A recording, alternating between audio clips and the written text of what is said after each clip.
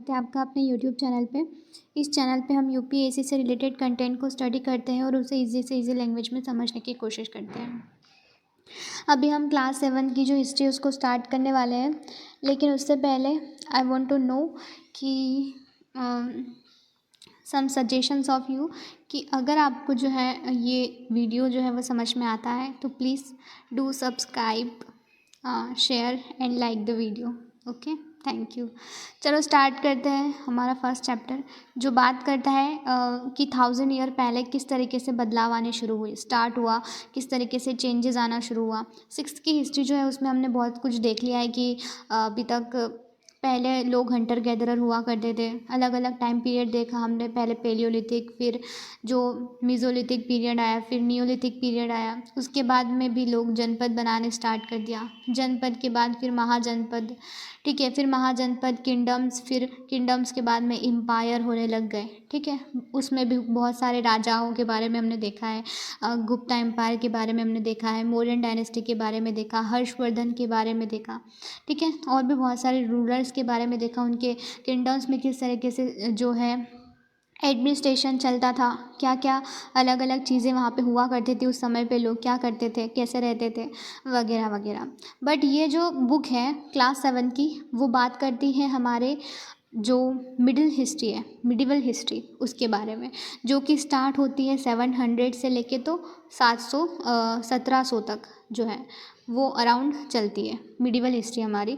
और ये जो बुक है उसी पे फोकस करेगी, इस टाइम पीरियड के बीच का जो भी चीज़ें हुई, जो रूलर्स आए, उन्होंने क्या क्या किया, इंडिया में क्या क्या चेंजेस आए उस समय पे, ये बुक उसी बारे में बात करेगी। और हमारा जो फर्स्ट चैप्टर है वो बता रहा है कि ये जो ट्रांजिशन पीरियड है, कि जब हम 700 में एंटर करते हैं, ठीक है, 7th सेंचुरी में जब हम एंटर करते हैं, जब हमारी मिडिवल हिस्ट्री जो है शुरू होती है, तो उस समय पे क्या क्या बदलाव आ रहे थे, क्या क्या चेंजेस आ रहे थे, कुछ लोगों के बारे में जानेंगे भी सही इस चैप्टर में। पहला देखो, आपको इस पिक्चर से क्या समझ में आ रहा है। जो यहाँ पे एक डायग्राम दिया गया, एक पिक्चर दी गई है, उससे आपको क्या समझ में आ रहा है, ये बताइए, आप कमेंट सेक्शन में गैस कीजिए। देखो, ये जो है वो एक मैप है, ठीक है, जो ड्रॉ किया आएगा, आपको लगा नहीं होगा कि एक मैप है, लेकिन ये एक मैप है जो कि ड्रॉ किया गया है अल अदरीसी के द्वारा। ठीक है, पहला मैप है जो बनाया गया है अल अदरीसी के द्वारा, जो कि एक अरब जोग्राफर है। अरब जो है वो एक कंट्री है, वहाँ के जोग्राफर जो है उन्होंने इंडिया का मैप बनाया है। ये लग रहा है आपको कहीं से कहाँ तक, कहाँ से कहाँ तक इंडिया का मैप है ये। तो अरब जोग्राफर है ये अल अदरीसी। उस समय पे 1154 में सी में इन्होंने बनाया है ये इंडिया का मैप। कौन सा टाइम पीरियड है ये, 1154 सी, 1154 सी में इन्होंने बनाया इंडिया का मैप, जो कुछ इस तरीके से दिखता है। फिर सेकंड मैप भी आपको अगले पेज में देखने को मिलेगा, जो कि एक फ्रेंच कार्टोग्राफर। अब यहाँ पे आई है टर्म, एक कार्टोग्राफर। कार्टोग्राफर क्या होता है, यहाँ पे एक एनसीईआरटी की खासियत है ये कि हर टर्म का जो है मीनिंग दिया होता है बॉक्स में। यहाँ पे भी दिया गया है, कार्टोग्राफर एक पर्सन होता है जो मैप बनाता है, उसे हम कार्टोग्राफर कहते हैं। जो भी मैप बनाता है, जो पर्सन मैप बनाता है, उसे हम कहते हैं कि वो क्या है, कार्टोग्राफर है। तो उसने भी एक इंडिया का मैप बनाया है, और आपको देखने को मिलेगा कि इस मैप में और उस मैप में कितना डिफरेंस है। ठीक है, यहाँ पे बताया जा रहा है कि जो अल अदरीसी हैं, जो कि अरब जोग्राफर है, उन्होंने ये मैप बनाया है, बट इसमें उन्होंने लोकेशन को उल्टा कर दिया है। आज के टाइम पे हमारा जहाँ पे साउथ इंडिया होता है, वहाँ पे इन्होंने नॉर्थ कर दिया, मतलब कि उसे उस हिस्से को बताया कि ये नॉर्थ का पार्ट है और फिर साउदर्न पार्ट है। जैसे कि अल अदरीसी के मैप में जो साउदर्न इंडिया है, वहाँ पे आप एक्सपेक्ट करोगे कि नॉर्थ इंडिया होगा, लेकिन ऐसा नहीं दिख रहा है। और श्रीलंका आपको वहाँ पे टॉप पे देखने को मिल रहा है, आइलैंड के साथ में नॉर्थ में। बट हमारा जो आज का हमारा मैप है उसमें बिल्कुल भी ऐसा नहीं है, ये बिल्कुल उसके विपरीत है या फिर उल्टा है। ठीक है, तो यहाँ से एक इम्पॉर्टेंट चीज़ आपको याद रखनी है कि कार्टोग्राफर किसे कहते हैं, जो मैप बनाता है। दूसरा, अल अदरीसी कौन है, एक अरब जोग्राफर है। ठीक है, करीबन 1100 के अराउंड टाइम पीरियड से बिलोंग करते हैं अरब जोग्राफर अल अदरीसी। अब ये दूसरा मैप है, ठीक है, जो अराउंड 1700 ईयर अगो बना हुआ। ठीक है, 1700 नहीं, सॉरी 1720 के अराउंड ये जो मैप है वो बनाया गया है एक फ्रेंच कार्टोग्राफर के द्वारा। ठीक है, वो 1100 के अराउंड बनाई है, 1700 के अराउंड बनाया। तो इनमें डिफरेंस है टाइम पीरियड का। 600 साल बाद बना है ये मैप अरदृश्य के 600 साल बाद। तो अब इससे हमें क्या इन्फॉर्मेशन मिलती है कि एज द टाइम पीरियड पास करता है, जैसे कि एक समय था, उसके बाद में समय चेंज हुआ, फिर बदला, तो क्या क्या और चेंजेस आए। जैसे कि उस समय यहाँ पे कन्नौज को इस तरीके से डिफाइन किया गया है, ये जो वर्ड स्पेल किया गया है ना, इस तरीके से किया गया है कन्नौज। आज के टाइम पे कन्नौज का जो हम लिखते हैं इस तरीके से, बट इस मैप में जो दिखाया गया है वो कुछ इस तरीके से, ठीक है, स्पेल किया गया है।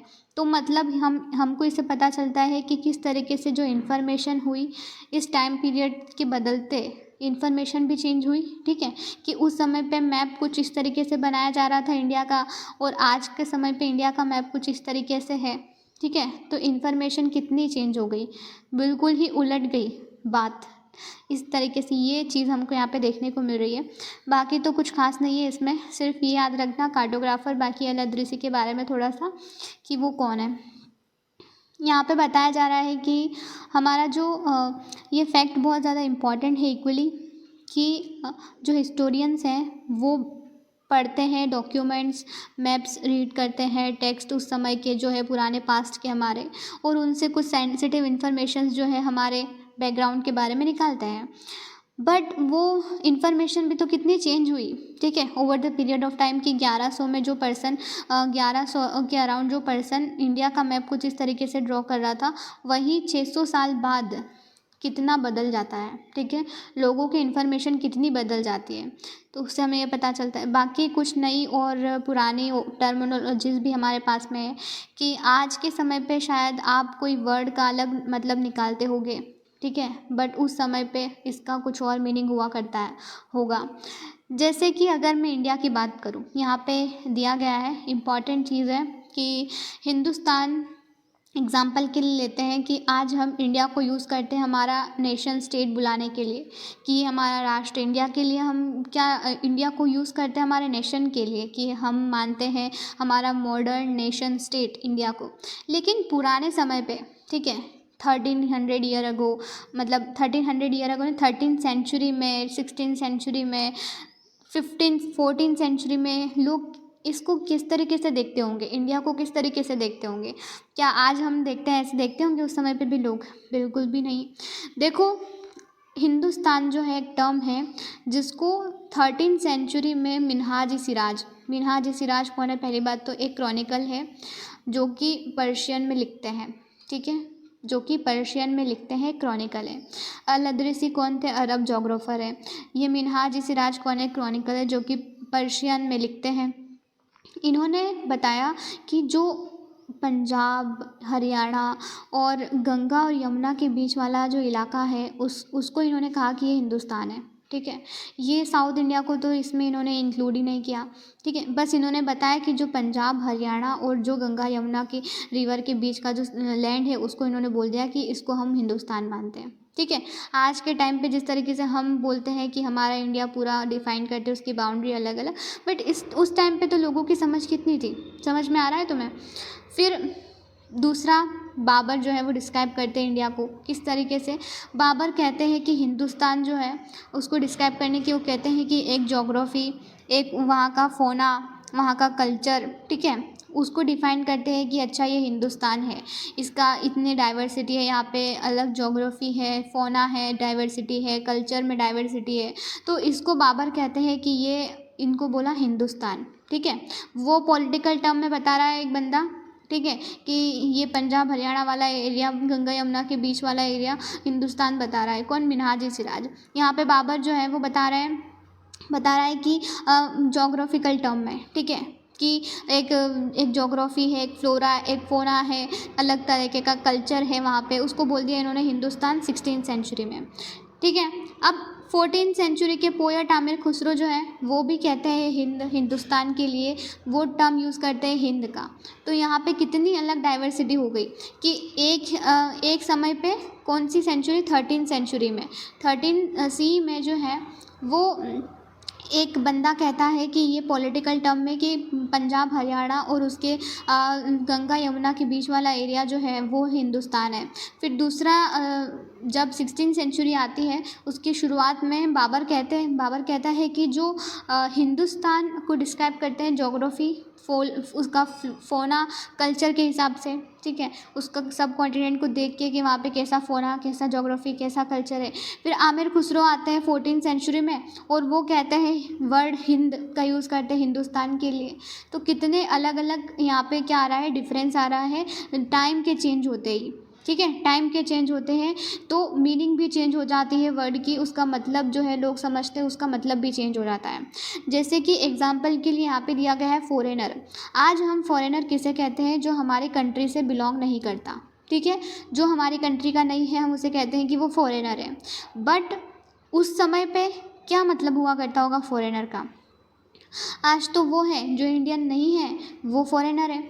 बट अब आगे देखो, उस समय पे जो फॉरेनर जो है ना वो हुआ करते थे कि अगर कोई पर्सन दूसरे विलेज से आ गया, ठीक है, एक मेरा विलेज है, कोई दूसरे विलेज से आ गया कोई पर्सन और वो मेरे विलेज का नहीं है, उसका कल्चर अलग, उसकी जो आइडियोलॉजी अलग, तो वो क्या है, हमारे लिए फॉरेनर है। वो हमारे लिए फॉरेनर है, हम उसको जानते नहीं ठीक है। उस समय पे इतना छोटे से मतलब अगर छोटे से एरिया से अलग भी आ रहा है वो, तो भी हम उसको बोलते थे कि वो फॉरेनर है। आज के समय पे बड़ी अलग डेफिनेशन हो गई है, ठीक है। तो जो पार्ट नहीं है उस सोसाइटी का, उस कल्चर का, उसे बोल दिया परदेसी या अजनबी, ठीक है। पर्शिया में अजनबी कहा जाता है इस वर्ड को। जो सिटी ड्वेलर है, ठीक है, फॉरेस्ट ड्वेलर है, तो उसे फॉरेनर कह दिया। अब अगर सेम विलेज के ही लोग हैं दो और उनका कल्चर अलग हो भले ही, पर वो फॉरेनर नहीं है, ठीक है, क्योंकि वो एक ही विलेज में रहते हैं। बट अगर मेरे विलेज से अलग का पर्सन है दूसरे विलेज का और वो उसकी कास्ट बैकग्राउंड अलग है, उसका रिलीजन अलग है, तो मैं उसको कहूँगी कि वो फॉरेनर है, ठीक है। इस तरीके की चीज़ें वहाँ पे चलती थी। अब यहाँ पे इम्पॉर्टेंट बात आई है कि 700 से 1700 जो है ये पीरियड जो है वो बोला जाता है मिडिवल पीरियड है ये, 700 से 1750 का। और यहाँ पे बताया जा रहा है कि जब हमारी शुरुआत हुई, मिडिवल पीरियड की शुरुआत होती है जब, मतलब 700 की शुरुआत होती है, तो क्या होता है, तो क्या क्या चेंजेस आते हैं सोसाइटी में, और या फिर इस पीरियड में क्या क्या बदलाव आए, ठीक है। तो यहाँ पे बताया जा रहा है कि हमको जो कॉइन्स है, इंस्क्रिप्शंस है, आर्किटेक्चर उस समय का, टेक्सचुअल रिकॉर्ड्स है, उन सब से इन्फॉर्मेशन मिलती है। वो तो हम पिछली क्लास में, मतलब 6th क्लास की हिस्ट्री में बहुत पढ़ा हमने इस बारे में कि हमको जो भी पता चलता है हमारे पास्ट के बारे में वो सिर्फ हमें कॉइन से, वहाँ के इंस्क्रिप्शन से, वहाँ की मैन्यूस्क्रिप्ट से, वहाँ के जितने भी टेक्सचुअल रिकॉर्ड्स हैं उनसे ही पता चलता है। और इस बुक में भी फिर से वही बात आई है कि हमें जो भी पता चलता है वो सिर्फ हमें टेक्सचुअल रिकॉर्ड से, आर्किटेक्चर से, इंस्क्रिप्शन से, कॉइन से पता चलता है। यहाँ पे एक इन्फॉर्मेशन ये है कि क्या क्या चेंजेस आए। देखो, एक चेंजेस ये आया कि टेक्सचुअल रिकॉर्ड जो है वो बढ़ गए। उस समय पे तो लोगों के पास में, जब हम 6th क्लास की हिस्ट्री की बात करें तो वहाँ के लोगों के पास में तो पेपर नहीं था, ठीक है। वो लोग क्या जो हिमालय में एक बीच ट्री था उस पे लीव्स पे लिखते थे, ठीक है। बट अब यहाँ पे टेक्सचुअल रिकॉर्ड आ गया है, इनके पास में पेपर अवेलेबल हो गया है। दूसरा, हाँ, पेपर चीप भी हो गया है, ठीक है, क्योंकि आसानी से अवेलेबल हो गया है तो चीप हो गया है। बट फिर भी क्या थोड़ी बहुत तो सिचुएशन आपको यहाँ से देखने को मिलेगी कि लोग क्या करते थे, 13th सेंचुरी के स्कॉलर जो है वो कॉपी करते थे एक बुक को, ठीक है। और अगर उनके पास में पेपर अवेलेबल नहीं है तो उसको क्या करते थे कि जो भी लिखा हुआ है ना, एक पेज पे लिखा हुआ है उसको पूरा धो दिया, वॉश कर दिया उसको, और वो पूरा नया होगा पेपर वापस, और फिर उसके ऊपर लिखते थे। मतलब इतनी पेपर की कमी थी उनके पास में। और आज तो आप देखो कि फूड भी आपका पेपर में जो है रैप किया जाता है। तो देखो, लकी हो तुम लोग कि तुम्हारे पास में इतनी इजीली पेपर अवेलेबल है। पर उस समय पे लोग जो है वो लिखने के लिए भी पेपर का इस तरीके से यूज़ करते थे कि जो उनके पास में ऑलरेडी लिखा हुआ पेपर था उसको वॉश करना, फिर वॉश करके सुखाना और फिर वापस उसके ऊपर लिखना, ठीक है। चलो आगे बढ़ते हैं। और ये जो टेक्सचुअल रिकॉर्ड्स होते थे ना, उनके मैन्यूस्क्रिप्ट वगैरह, क्योंकि जो पिछली बुक थी 6th वाली वो बात कर रही थी एंशिएंट इंडिया के बारे में, और वहाँ पे तो टेक्सचुअल रिकॉर्ड कम ही थे, और जो थे वो भी कुतरे गए, मतलब कि जो इंसेक्ट वगैरह होंगे वहाँ के, उस टाइम पे वो उनको पूरी तरीके से डिकम्पोज कर दिया था पूरी तरीके से, आधे जो है वो कुछ इस तरीके से। लेकिन इन लोगों ने अच्छा प्रिजर्व किया आर्कीव्स में। देखो आर्कीव एक जगह होती है जहाँ पे इम्पोर्टेंट डॉक्यूमेंट मैन्युस्क्रिप्ट जो है वो रखी जाती है, स्टोर की जाती है, ताकि वो नष्ट ना हो, ख़राब ना हो।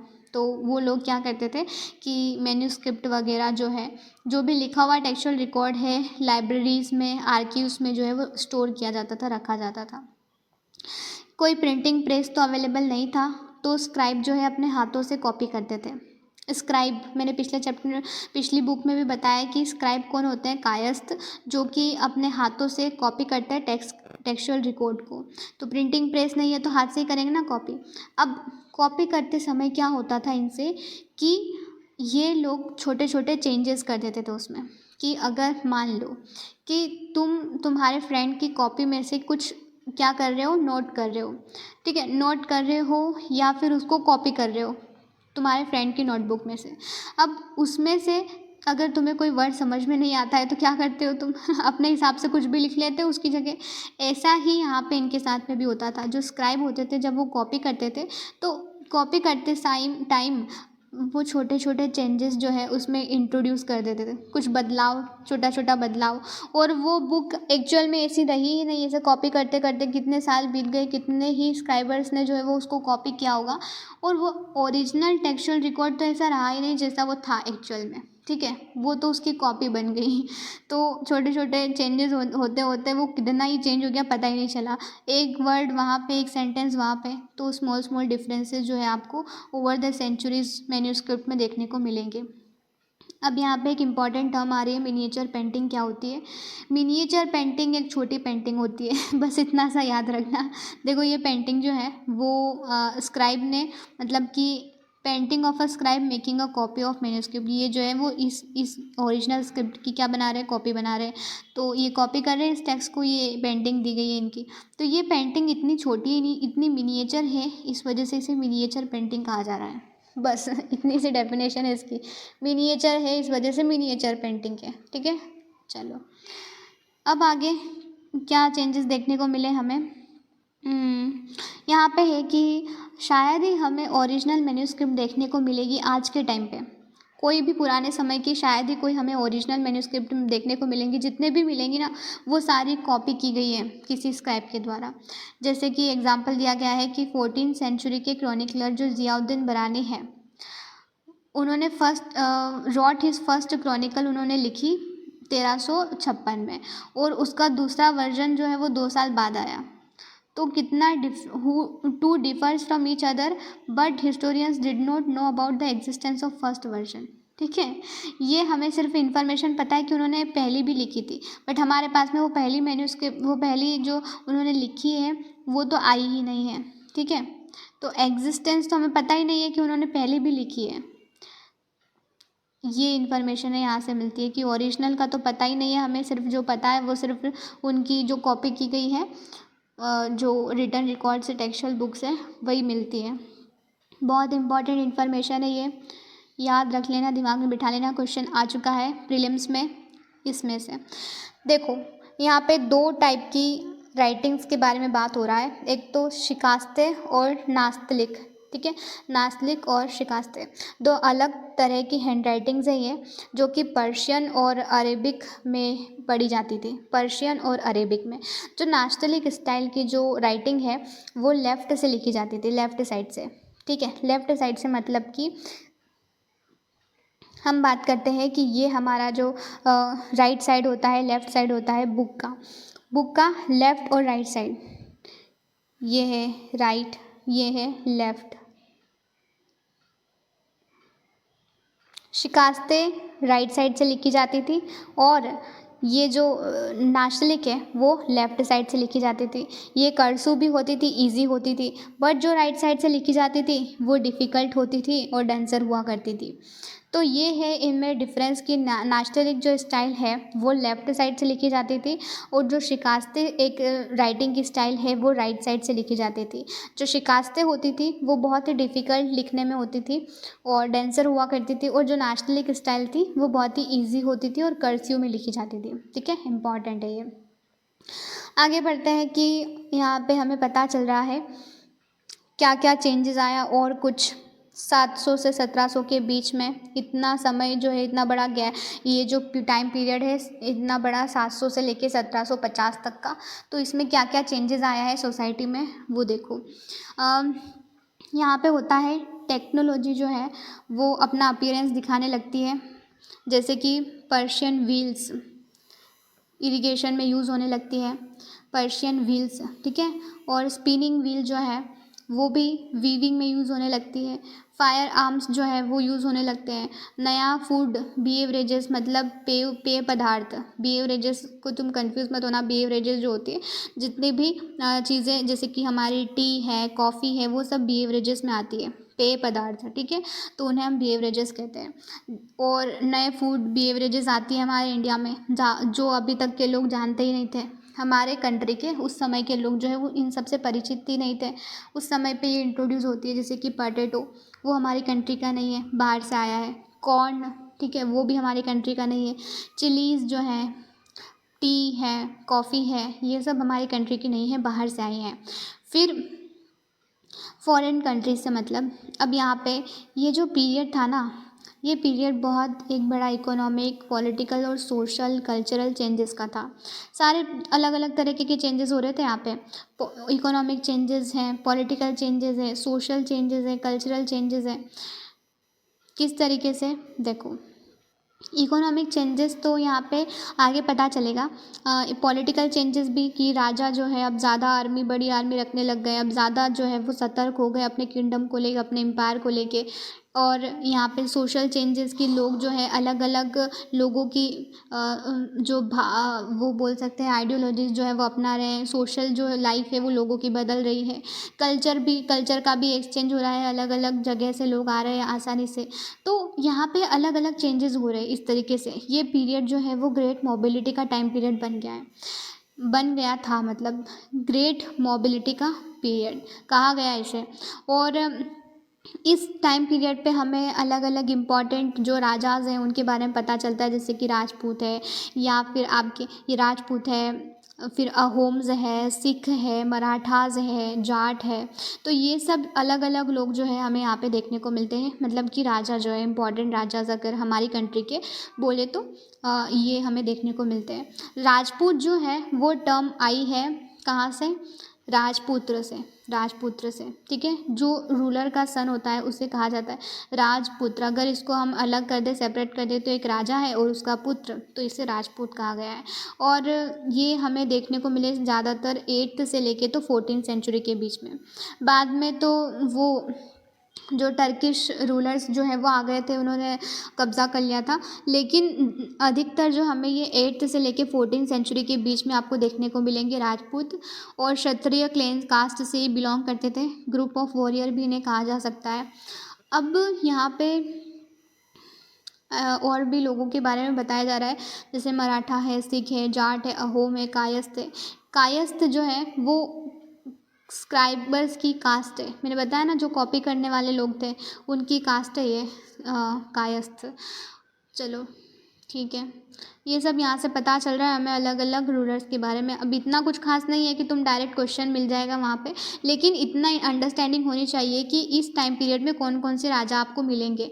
इस टाइम पीरियड में 700 से 1700 के बीच का जो टाइम पीरियड है ये, इस समय पे क्या क्या बदलाव है, क्या क्या चेंजेस है, रूलर्स बदल रहे हैं, ठीक है। जैसे कि रूलर्स इस टाइम के इम्पॉर्टेंट है, राजपूत है, अहोम है, सिख है, मराठास है, जाट है, तो ये कायस्थ है। तो इस तरीके के अलग अलग रूलर्स भी देखने को मिलेंगे। फिर ब्रिटिशर्स भी आएंगे हमारी मॉडर्न हिस्ट्री में, लेकिन अभी तक तो ये। उसके बाद में यहाँ पे बताया जा रहा है कि अब ज़्यादातर लोग जो है वो फॉरेस्ट को क्लियर कर रहे हैं, एग्रीकल्चर का एक्सटेंशन बढ़ा रहे हैं, ठीक है। जितना फॉरेस्ट था उतना उसको अब हटा के लोग एग्रीकल्चर पे ज़्यादा फोकस कर रहे हैं।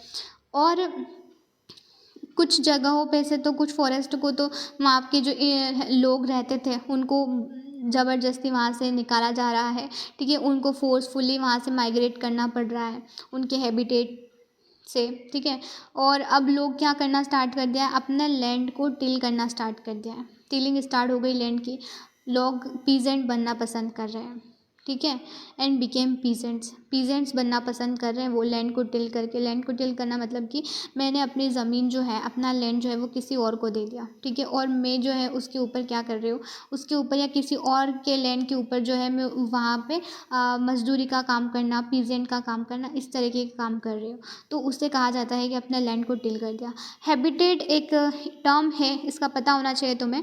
क्या होता है हैबिटेट? एक इन्वायरमेंट, किसी भी जगह का एक इन्वायरमेंट, सोशल और इकोनॉमिक लाइफस्टाइल उस रेजिडेंट की बताता है एक हैबिटेट। जो हैबिटेट होता है ना, वो एक एरिया है, वो तो हमें पता है, एक इन्वायरमेंट है। अब वो इन्वायरमेंट सोशल इकोनॉमिक लाइफस्टाइल बताता है उस वहाँ के रहने वाले लोगों की, और उन लोगों को वहाँ से सोशल और इकोनॉमिक लाइफस्टाइल कब बनेगी, जब वहाँ पर हम बहुत लंबे समय से रह रहे होंगे।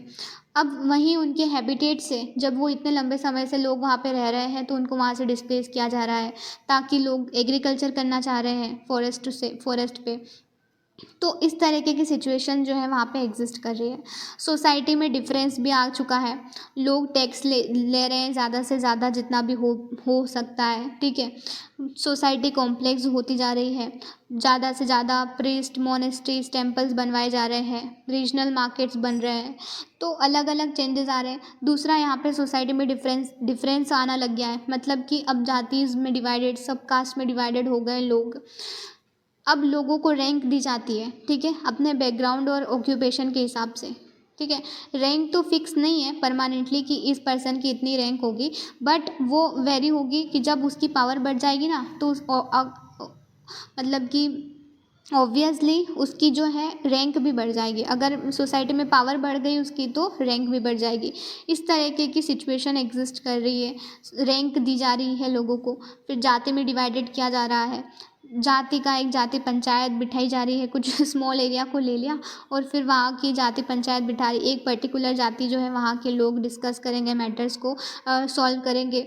और कुछ विलेजेस जो हैं वो चीफ्टेन मतलब सरदार के द्वारा जो है गवर्न किए जा रहे हैं। चीफ्टेन जो है उसका मतलब सरदार होता है, तो किसी सरदार के द्वारा एक विलेज या कुछ विलेज जो है गवर्न किए जा रहे हैं। इस तरीके की चीज़ें एग्जिस्ट कर रही हैं उस समय पे।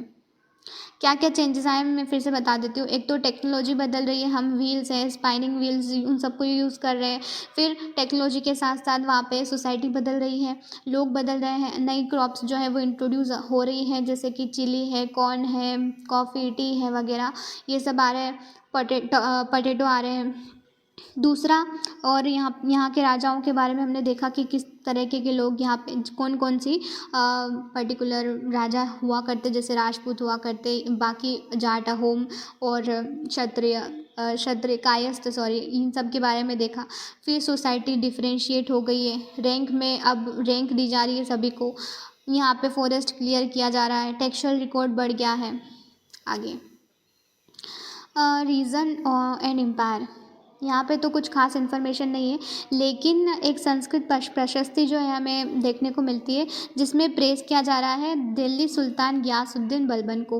दिल्ली सुल्तान गियासुद्दीन बलबन, इनके बारे में हम नेक्स्ट चैप्टर में पढ़ेंगे, ठीक है। बहुत ज़्यादा इलेबोरेट किया गया है, मतलब कि वहाँ के ये जो टर्किश रूलर है उन सब के बारे में, इनकी क्रोनोलॉजी एक के बाद एक, फिर कौन आया फिर कौन आया, इस तरीके से। तो जब गियासुद्दीन बलबन एग्जिस्ट करते थे 1266 से 1287 ये के टाइम पीरियड में, तो इनको बताया जा रहा है इनकी प्रशस्ति में कि बहुत बड़ा एम्पायर था इनका, कहाँ से कहाँ तक फैला हुआ था। बंगाल, जो उस टाइम पे इसको गुदा बोला जाता था, ठीक है, गौड़ा, बंगाल को उस समय पे, और east of the Ghazni, Afghanistan में, इन द वेस्ट।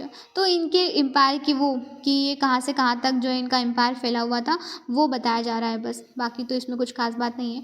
दूसरी यहाँ पे एक इम्पॉर्टेंट चीज़ बताई जा रही है, मैप जो है ना वो तुम्हें देख लेना, ये जो जितने भी प्लेसेस दिए गए हैं और ये इनके नंबर भी दिए गए हैं, तो कौन सा प्लेस कहाँ पे था उस समय पे, वो भी इससे इन्फॉर्मेशन मिल रही है इस मैप से, तो वो एक बार देख लेना। इतना कुछ खास नहीं है, लेकिन आपको पता होना चाहिए।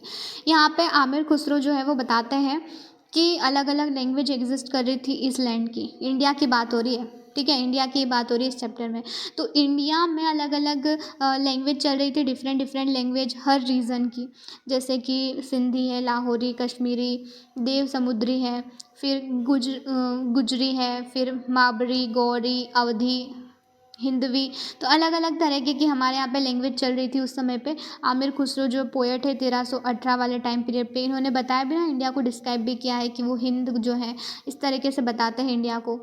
और ये बताते हैं कि जो संस्कृत जो लैंग्वेज है वो बहुत पुरानी है, ओल्ड लैंग्वेज है, और कॉमन लोग जो थे ना उस समय पे उनको पता नहीं होती थी, या फिर ये बहुत डिफ़िकल्ट लैंग्वेज हुआ करती थी। इस वजह से कॉमन लोग इसको आसानी से नहीं समझ पाते थे, बल्कि जो ब्राह्मण्स हुआ करते थे ना, सिर्फ उन्हीं को ये लैंग्वेज समझ में आती थी, पता होती थी। इससे ये पता चलता है। फिर ये भी कुछ खास नहीं है यहाँ पे भी आगे।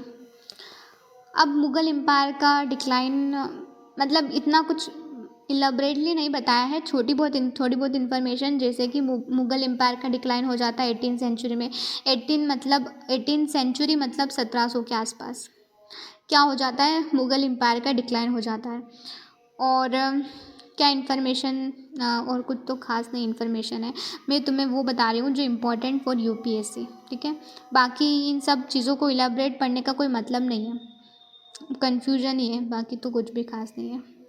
ओल्ड और न्यू रिलीजन, हाँ ये भी एक इम्पॉर्टेंट चीज़ है। क्या दूसरा चेंज आपको देखने को मिलेगा कि नया रिलीजन अपीयर होता है, या रिलीजन के बिलीफ जो है लोगों के वो बदलते जा रहे हैं।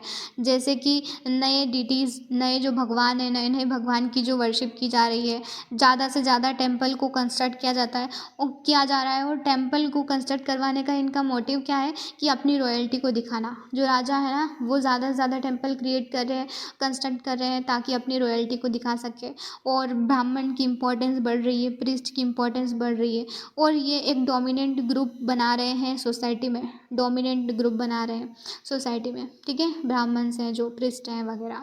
फिर पैट्रॉन्स जो हैं वो भी आते हैं सपोर्ट करने के लिए। New rulers searching for the Prestige, ठीक है। पैट्रॉन का मतलब होता है कि एक इन्फ्लुएंशियल पर्सन, एक वेल्दी इंडिविजुअल जो दूसरे पर्सन की मदद करता है, उसको सपोर्ट करता है, उसे हम पैट्रॉन कहते हैं।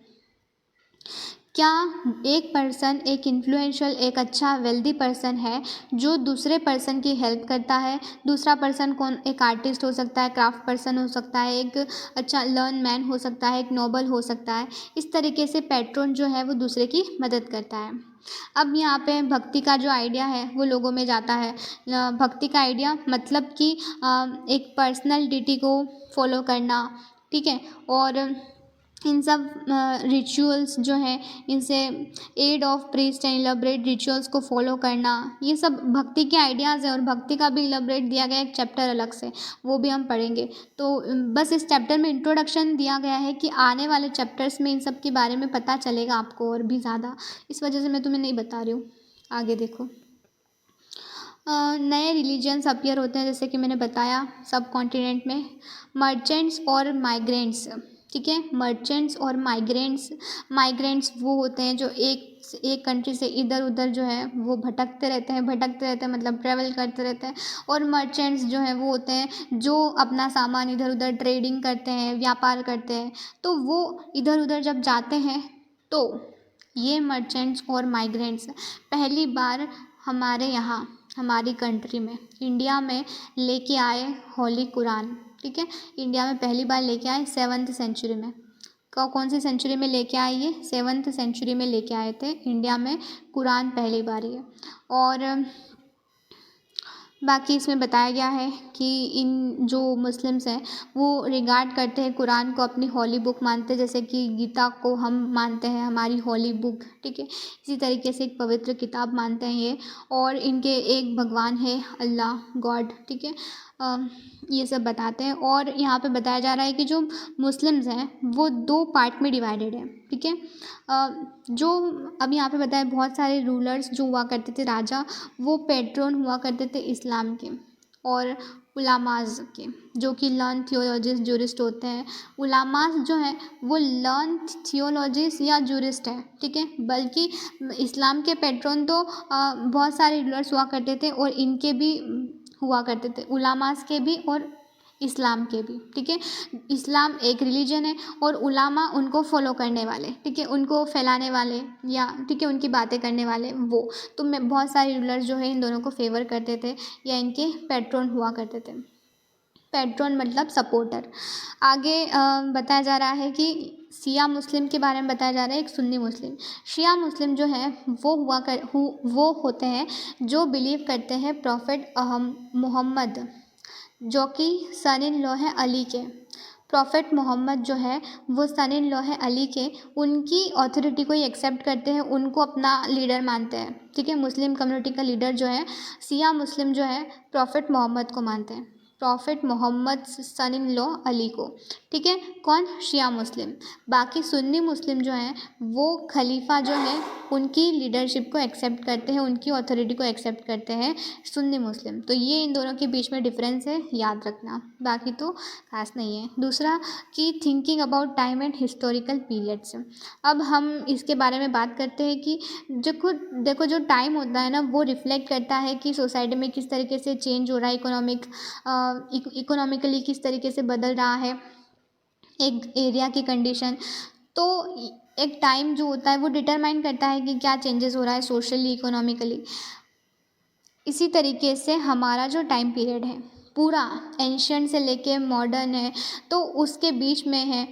यहाँ से जो ब्रिटिशर्स हैं, मिडिल 19th सेंचुरी में ब्रिटिशर्स जो हैं वो ब्रिटिश के हिस्टोरियंस वो डिवाइड कर देते हैं हमारी हिस्ट्री को 3 पार्ट में। वो बताते हैं हिंदू, मुस्लिम और ब्रिटिश के अकॉर्डिंग कि एक ऐसा टाइम पीरियड था जब ज़्यादातर यहाँ पे इंडिया में हिंदूज हुआ करते थे, हिंदू का मतलब डोमिनेंस था।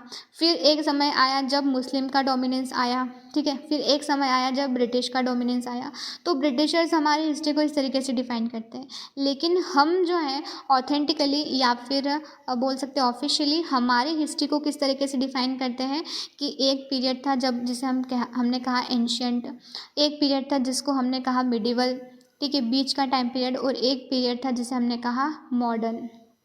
ये क्यों मानते हैं हम और ये क्यों नहीं मानते हैं, इसका भी रीज़न आगे पता चलेगा कि किसी भी एरिया की जो हिस्ट्री है अगर हमें उसको डिफाइन करना है तो सिर्फ हम इस वजह से थोड़ी करेंगे कि उस एरिया के लोग जो है उनके किस रिलीजन से बिलोंग करते होंगे, वो मुस्लिम थे कि वो हिंदू थे कि वो ब्रिटिशर्स थे। इस तरीके से थोड़ी हम डिफ़ाइन करेंगे किसी भी एरिया की हिस्ट्री को। अगर हमें किसी एरिया की हिस्ट्री को बताना है तो उसमें कुछ चेंजेस आने चाहिए कि एक समय ऐसा था जो कुछ समय तक ऐसा समय चला, ठीक है, जहाँ पे ज़्यादातर लोग एक ही चीज़ को फॉलो कर रहे थे, उसी चीज़ से रिलेटेड काम हो रहा था। फिर एक समय ऐसे आया जिसमें चीज़ें बदली, लोग अब नए आइडियोलॉजीज़, नई चीज़ों को जो है अपना रहे हैं। तो इस तरीके से हम हमारी हिस्ट्री को डिफ़ाइन करना चाहते हैं, ठीक है। इसी वजह से हमने जो है वो माना है एंशियंट, मिडिवल और मॉडर्न को हमारा हिस्ट्री डिफ़ाइन करने के लिए। ये 3 हमारे जो है स्तंभ बोल सकते हैं हिस्ट्री के हैं कि सबसे पहले हमारी एंशियंट हिस्ट्री आती है, फिर मिडिवल हिस्ट्री आती है, फिर मॉडर्न हिस्ट्री आती है। चलो, ये चैप्टर ख़त्म हो चुका है। इस पूरे जो महाभारत है इसमें यही बताया गया है, बाकी चैप्टर तो ख़त्म हो चुका है। यहाँ पे कुछ कीवर्ड्स है जो तुम्हें पता होने चाहिए। मैन्युस्क्रिप्ट क्या होती है? हाथ से लिखा हुआ कुछ भी, ठीक है, उसे हम मैन्युस्क्रिप्ट का कहते हैं। जाति भी बता दी हमने, सब कास्ट है। फिर रीजन, एरिया होता है। पीरियडाइजेशन हमने बताया, एंशियंट, मिडिवल और मॉडर्न। बाकी ब्रिटिशर्स ने हमारी हिस्ट्री को डिफ़ाइन किया है हिंदू, मुस्लिम, ब्रिटिशर्स में, ठीक है। क्या क्या चेंजेस आए 700 से 1700 के बीच में, ये 1750 के बीच में ये चैप्टर इसी मेन चीज़ के बारे में बात करता है। कुछ इंपॉर्टेंट लोगों के बारे में थोड़ा बहुत पता चला है। आमिर खुसरो है, अल अदरीसी हैं, फिर मैं 1-2 के नाम भूल गई हूँ तो सॉरी, लेकिन हाँ यही है। और फिर क्या क्या चेंजेस आए यही इंपॉर्टेंट है। चलो, ये चैप्टर ख़त्म हो चुका है। धन्यवाद, और प्लीज़ सब्सक्राइब माई चैनल ताकि I will provide you all और मोर इन्फॉर्मेशन अबाउट, ठीक है, UPSC। Thank you.